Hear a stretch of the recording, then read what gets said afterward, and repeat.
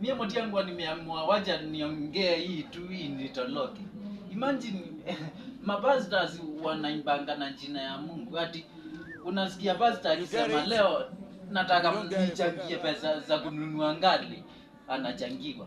Sunday yenye inafuata anasema anataka achangiwe pesa za kununua mafuta ya kuweka kwa ngali, anachangiwa. Haya, hiyo Sunday nyingine anasema si mnaona hii kiti yangu imeharibika, nataka munichangie pesa za kununua kiti kama hii nimekalia, anachangiwa. Alafu cameraman, kwa nini unaluti na nyuma?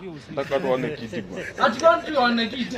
Uko na wazimu. Watu waone kiti. Hii ni kiti ngani hii na ina Mungu nimesupport na mtungi. Nikikwambia nikikwambia zumu. Yaani zumu mimi uchukua hapa ipi.